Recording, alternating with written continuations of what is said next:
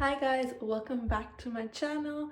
Today in this video I'm gonna talk about really good tips on how to pass your Nclex in 75 questions for the first time. So that's what happened to me. I took it once and my screen stopped at 75 questions and I was like, oof. But I took it in 2022. That means I took the old version, so I'm not that sure about the new version. So what I'm gonna talk about is the questions itself. I know they added like specific scenario cases that I'm not too sure how to approach that. I will research more about it to give you guys tips on that, but for the questions I have some tips and how you can study and what you should do to get that pass in little questions. So first I want to talk about the outline of Nclex, and sorry if I'm looking here again because I have my laptop here with my notes, so if I'm focusing here you know why. So the outline of Nclex, so you will have 75 to 150 questions and the total time they give you is 5 hours. So it can stop at 75 or it can continue, but if you continue more than 75, it does not mean that you have failed, okay? So once that stops, just don't think that, just keep going. Be like, okay, maybe they want to see more questions on how you're doing, so just know that. And then the test begins with easier questions and then it goes in more difficult level as you answer them correctly. So that's good. If you're answering them correctly and they're giving you hard questions, that's a good sign. So if you get a question wrong, they get easier. So it just depends, right? So if you get it right or get it wrong. And then the test can vary in length. Like I said, if it ends in 75 questions, it means you either did so well, but it also can mean you did bad and the system is just like, okay, you failed, you know? So it's based on a logarithm, right? So it evaluates your response and sees how you're answering them, okay? So that's the outline of the Nclex. Okay guys, so the next most frequent question is how long should you study for the Nclex? So again, it depends person to person and how they study, you know. So, but what is recommended is 6 to 8 weeks after graduation, since everything is fresh in your memory. So it will give you that time, enough time that it's essential to go over each topic and also practice questions. So 6 to 8 weeks is the key. Okay, so now the most important topic would be what resources to use to make you successful. So I used 4 different resources. First one being the Saunders Nclex book. So let me show you which one. It's this one, the orange Saunders Nclex book. This really helped me because it goes over basically all your nursing school, whatever you learn in like a summarized level and most important things. So, and it also has questions. So that helped me a lot. And then the second resource would be UWorld. Now I know there's a lot of debate between if UWorld is better or Archer is better, right? But in my case, I used UWorld because it's more similar to the Nclex type of questions. I did 50 questions every day. I read the rationale. That's very important to understand where you're wrong and why it's right and why we're choosing that answer. So it has 2,300 more questions, gives you review videos, and it's very adaptive way. Like if you answer whatever you're getting wrong, the topics, that will give you more practice questions. So it's very adaptive to your learning skills. And then it has a lot of self-assessment tools. You can take the assessment. I recommend to take the assessment 3 days before your test so you can see your last minute topics of review, right? And then again, UWorld is the most used to practice for Nclex. So it's a very good resource right there. The third one that I used was Marquee Audios. I know this is also very famous. So there's audios, there's also Quizlets for Marquee, and basically if you listen to those or read those notes, it's 90% of your exam right there. Okay.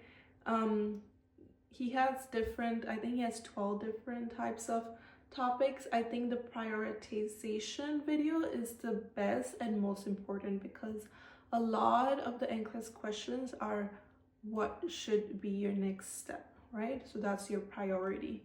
So he explains what you should be choosing as far as your answers.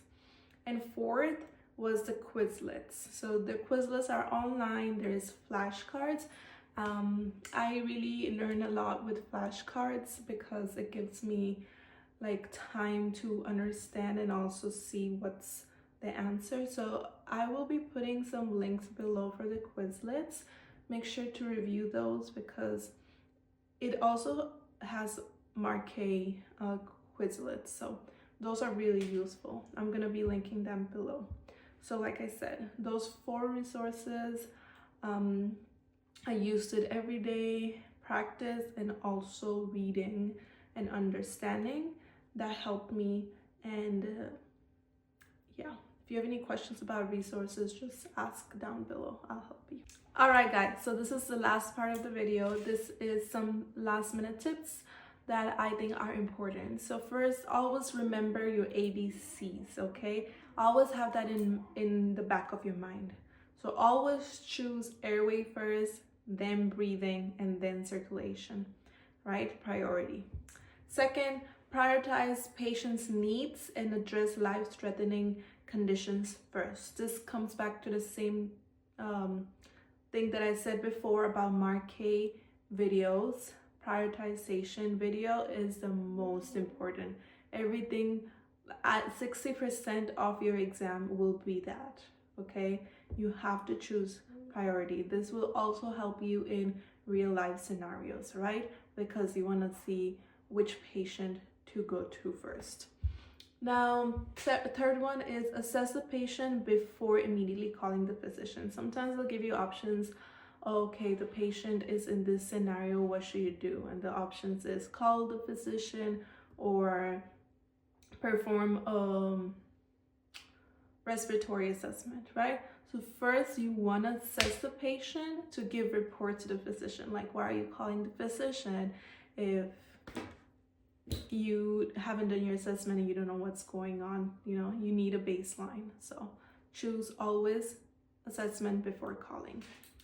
Fourth, never choose to do nothing for the patient. Again, the patient is in your care because the patient needs something. So again, there will be an option saying, oh, do nothing for the patient. That's a big no.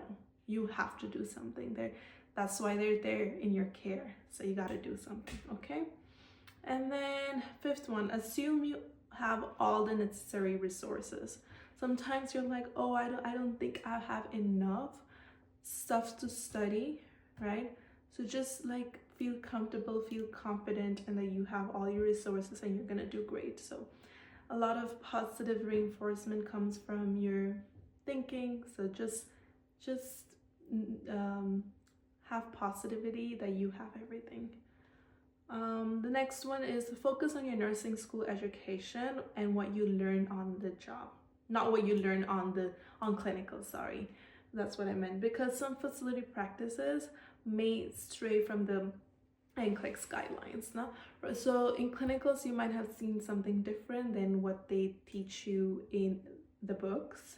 So I know it's very different in real life scenarios, but right now our priority is to pass the Nclex. So you are gonna focus on what the book says and not what happens in real life, because that's way different, right? Just have the focus on passing Nclex, and then whatever you learn on your job and their policy differs, okay? Next one, practice reading. I know select all the apply questions are the most hard because they're like, what's happening?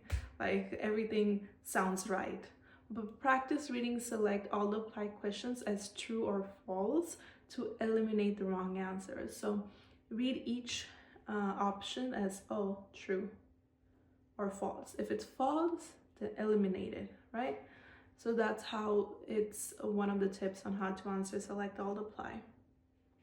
And last but not least, remember the exam could take up to 5 hours, okay? So you have enough time to complete those questions. Don't get overwhelmed, and make sure to schedule breaks in between to like go to the restroom, breathe in, breathe out, and continue, okay? Don't just sit there for long periods of time, because your brain needs a break, and you too, you deserve it. But all right, so that's all the things that I went through that helped me get Nclex pass with 75 questions. I hope this video helps you for your study, and if you have any questions, just comment down below, and also like and subscribe and follow. I do post videos of vlogs and my nursing life, as well as travel vlogs and lifestyle, so make sure to follow. And yeah, I wish you all the best luck for your exam, and you're gonna do great. Just believe in yourself. Thank you.